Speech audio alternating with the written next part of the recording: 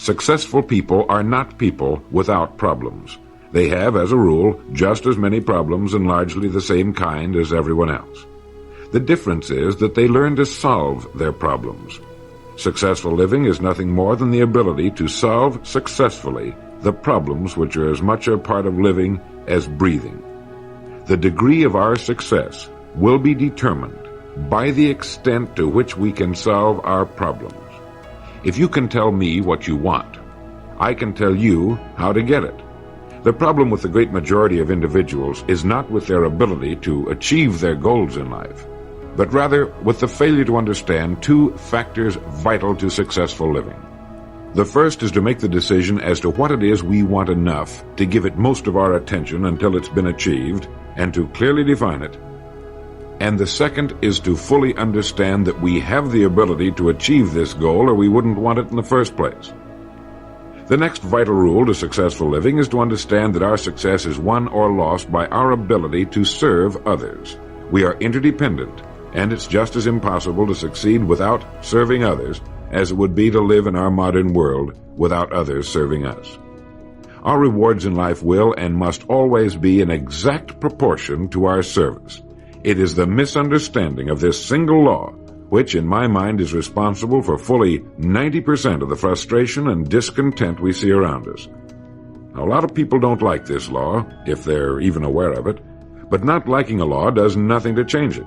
The basic laws of nature and economics are unchanging. If we're out of step with them, we are, as Thomas Huxley put it, checkmated, without haste, but without remorse. But to those who know and work with the laws, he said, they are paid with the overflowing sort of generosity with which the strong delight in strength. If a person doesn't like his income, all he has to do is take a good long look at his service. Look where you will find this law in undeviating operation. Our rewards will always be in exact proportion to our service. This is the law, then, that lies as the supporting structure of economics and personal well-being, so fix it in your mind. All attempts to sidestep or in any way avoid this law will result in frustration and failure. So this brings up the question, if what I want is more than I now have, how can I increase my service in order to earn it? Well, whom do we serve? We serve people. So let's take a moment to try to understand people. The more we understand them, the better we can serve them. I think of an adult human being as a grown child, doing his best to play for the first and last time on earth this game called life. The extent to which he learns the rules of this mighty game will determine his success. But right here we run into an historic and exasperating fact. People down through the centuries have, with the most amazing consistency, divided themselves into two groups. One group contains about 5% of any given population. The other group contains the remaining 95%. Neither of these two groups is any better than the other. But one thing separates them. The big group, the one containing about 95% of the people, never seems to get the word, while the smaller group, the 5%, does. Now, what do I mean by getting the word? I mean about 95% of the people never quite understand, emotionally or intellectually, that we as individuals control, to an altogether unsuspected extent, our lives here on earth. That each one of us is the architect of the structure fashioned by our years. You see, all of us want the same things, but only about 5% figures out how to get them. Within each of us burn two unquenchable ambitions: to serve importantly and to gain financial independence. Both of these worthwhile goals are within the reach of all of us, man or woman, but according to statistics, only about 5% achieve both of them. Why? Let's look at it logically. Every human being has a tendency to think, act, and talk like those by whom he is surrounded. This is environment, and it exercises an enormous influence on our lives. We've already pointed out that 95% don't seem to get the word in life. Then it follows that in the case of any given individual, the odds are 95 to 5 that he is surrounded by the larger group. And since a body in motion tends to remain in motion until acted upon by an outside force, that he will continue to conform to his group unless we can do a better job of serving him through knowledge.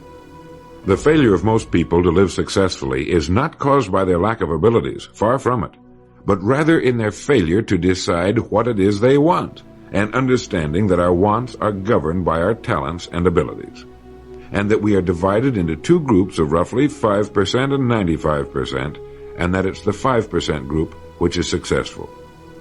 So here, let me give you a definition of success which, to my mind, covers the subject completely. Success is the progressive realization of a worthy ideal. That is, anyone who knows where he is going in life is a success. At the moment he makes the decision of what it is he intends to accomplish, of what it is he considers a worthy ideal, he is successful. Once this goal has been accomplished, he is again, by our definition, a failure, until he establishes a new goal toward which to work. To my mind, this is what we as human beings were intended to do, to go through life from one achievement to another, and to finally come to the end of our road here on earth, still reaching, still working toward a new and better plateau on which to stand. For this is to live and live completely, to know as much as we can know, to serve as much as we can serve, to accomplish as much as we can accomplish. Well, since success is the progressive realization of a worthy ideal, why are we faced with only 5% who can be called really successful? Because the best estimates available tell us that only about 5% will ever decide upon and define the one thing they want. One thing, because we can only do one thing at a time. To my mind, the story of a person's life is the story of a quest, a search to which he devotes his life. We know that the happiest people on earth are those who know exactly what it is they seek and set boldly out to find it. And while we're all dreamers, the fortunate ones are those who have found a dream so exciting and worthwhile that they'll devote a part or all of their lives to making that dream come true. But while all dream, by far the great majority, that 95%, never realizes that a persistent daydream is often the point on which we should set our compass, the place toward which it is meant for us to journey. The tragedy is that the great majority shrugs off this built-in direction finder and returns to the wide, visible, well-marked road in life which they feel must be the best road because it carries the heaviest traffic. Well, let's make this point clear. The road in life with the heaviest traffic is not the best road to follow, for it is the road of the 95%. It is the road with no more opportunity and with 19 times as much competition. Of all the billions of human beings who've lived on Earth, all great advances, all great ideas have come from just a handful, a few thousand out of billions. Now, how have the people as a group reacted to the great ideas? Every great leader and thinker, from Socrates to the Wright brothers, has been scorned, ridiculed, poisoned, imprisoned, stoned, pilloried, burned at the stake, or crucified. Mankind as a group has made a consistently grisly game of tormenting his saviors. Why? Lack of information, lack of knowledge. It comes from following the wrong crowd. What can we learn from all this as individuals? Two things. One, to amount to anything as individuals, we've got to be individuals. We've got to have individual goals, individual thinking, individual action. And two, we must never conform to the great mass of people. We must love them, help them, for our joy and success will be determined by the extent to which we serve them. But we must never lose our individuality and identity by permitting ourselves to be submerged in this suffocating sea of indirection and purposelessness. There's nothing wrong with emulation. In fact, it's a good idea, so long as we emulate a person who represents that which we wish to become, but never the crowd, never the 95%. We are what we think about. Our minds, our thinking controls our destinies here on earth to a degree totally unsuspected by the great majority of people. When you think about it a moment, it becomes so obvious, so clear and simple. Well then, if we become what we think about, and if we can control our minds, we can pretty well tell our own future. And that's the point I want to make. That's what I meant when I said earlier that each one of us is the architect of the structure fashioned by our years. This means that if we're confused about what we wish to become or accomplish, our lives, our environment will mirror that confusion. It also means that if we know what it is we seek, that it must be accomplished. barring an act of God or a catastrophe over which we have no control, we as individuals can call our own shots for the rest of our lives. We can know what it means to go through life from one success to another, to play life according to the rules and reap the rewards. We can know what it means to have peace of mind and live calm, cheerful, successful lives. You are at this moment the sum total of your thoughts to this point, for there is nothing else you can be. And 5 years from now, you can be and have anything you set your entire mind and heart upon. Succeeding in life has always been a matter of doing that which the great majority does not do. Now let's keep this in mind as we get into this business of goals. It isn't that I want to make an invidious comparison between the 5% and the 95%, not at all.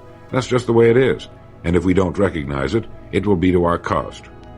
At the beginning of this record, I made the statement, if you can tell me what you want, I can tell you how to get it. You see, the trick is not in achieving our goals, it is in establishing them. A ship would never leave a harbor if it did not have a destination. An industrial plant would never open its gates if it did not have a product or a purpose. Football would not be played without goalposts, nor would baseball without a home plate. Every business operates for a purpose. Every game has a reason. Getting back to the analogy of our ship, if you were to climb to the navigation bridge and ask the captain the name and location of his next port of call, he would tell you immediately. There's not the slightest doubt in his mind. Can you tell anyone your destination just as quickly and in one sentence? The captain of the ship knows that he can arrive at only one port at a time. He knows that it's impossible to arrive at two. Do you know that? He also knows that his destination will be invisible for fully 99% of his voyage, but he knows it's there, and that he'll reach it, barring an unforeseen catastrophe, if he will just keep doing certain things a certain way every day. One fine morning his destination will appear on the horizon. He'll sail into port, his voyage successfully completed. When his business has been accomplished, he'll then sail to another predetermined port of call, and this will take him and his ship from one success to another for the rest of both of their lives. By understanding that he can reach only one port at a time, the owner of a ship can, in the short space of a very few years, reach hundreds of ports successfully. There'll be problems, lots of them, but they'll be solved, and the ship will steam its solitary course over the deep oceans of the world, devoting its life to accomplishing its mission and contributing its share to the welfare and economy of the world. Men and women who follow this sensible, obvious, and meaningful way of life will do the same. But the paradox is that most are like ships without rudders. They're subject to the whims of wind and tide. And while they hope they'll one day arrive in a rich and bustling port, you and I know that for every narrow harbor entrance, there's 1,000 miles of treacherous and rocky coastline. The chances of their just drifting into port are 1,000 to 1 against them. These are the unfortunate people who, not knowing the rules, believe that circumstance controls our lives. They believe in luck and superstitions, fate, the breaks. They believe that success comes as the result of who you know, not what you know. And while they cling to their false alibis, life passes them by. For the rules of life are just, and they are checkmated, without haste, but without remorse. Now what about you? Remembering that the definition of success is the progressive realization of a worthy ideal, what's the ideal toward which you are working, now, today, yesterday, and tomorrow? Can you write it in one sentence? Is your goal sharply and clearly defined? I mentioned on the first side of this record that I could tell you how you could be and have anything you set your mind on in 5 years. To better understand this, you must examine one of the most overlooked facts in the world. It is that every job, no matter what it may be, holds somewhere within itself the key to everything we want in life, the key to greatness. But we must look for it, and we must think. Decide to become a professional at your business. You see, we can either compete or create. If we compete with all the other people in our line of work, we must be willing to accept the same rewards. If that's what we want, fine. But if we want to become professionals at what we do, then we must create. And when we begin to do this, there's no limit to that which we can achieve. We hear a lot these days about a word called security.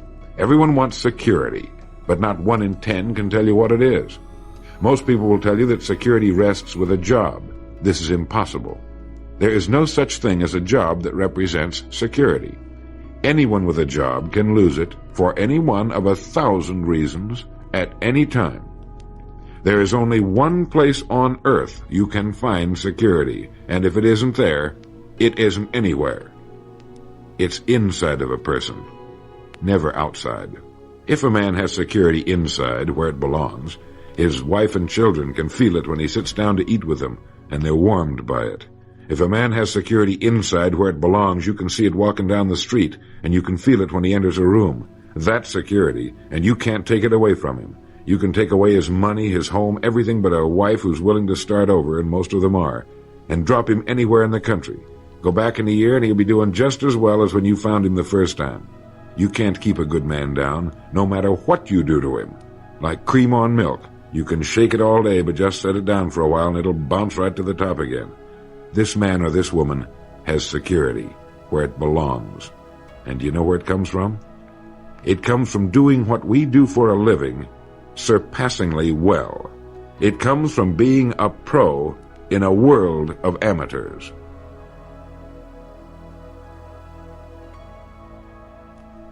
Becoming a pro isn't difficult. It comes from knowing what to do with time. It comes from knowledge, planning, and working. First, knowledge. This means learning everything we can about what we sell, learning everything we can about people, since that's who we sell, and learning everything we can about selling, since that's our profession. What we sell, who we sell, and how to sell. Those 3 subjects would fill a large library, but we can take things one at a time, and by devoting an hour a day to study, we can become outstanding professionals in 5 years or less. And it's the professionals in this business who can write their own tickets, good times or bad. They can live where they choose, and being professionals, work when they choose. Second, planning. This means writing down the specific goal we're now working toward. It means writing in detail about the first port of call we want to reach, realizing that we can only reach one at a time. It means selecting the income we feel will represent financial independence to us. Once this has been selected, we know exactly what we must do in order to reach it. As soon as our first goal has been reached, we can set a new one. The person who does this is the person people call lucky. Good things just seem to happen to him. The so-called breaks start coming his way. But it's a result of planning and working positively that attracts the good things to us. I can't emphasize too much the importance of describing your goal in detail. If it's a beautiful new home, get the actual plans, or at least an elevation drawing of the home, and carry it with you so that you can look at it regularly. If it's a certain amount of money, write down the specific amount for the coming year to the penny, and then work your plan. Whatever your goal may be, write it down in detail. Then you're like the ship. You're on course, and you reach more successful ports in a few years than most men do in a lifetime. And third, working. Working more than the average, if we're going to achieve more than average results, is necessary, of course. But with proper planning and with knowledge, it seems easy. Moreover, to work, we need energy, and energy is inextricably linked to desire. Unless we have a desire to do a certain thing, we find ourselves without the energy. But you will never find desire without energy. Once our goal has been crystallized in our minds and we realize that we become what we think about, our doubts vanish as to whether or not we can achieve our desired ends, and with the picture of our dream in our mind, we have abundant energy.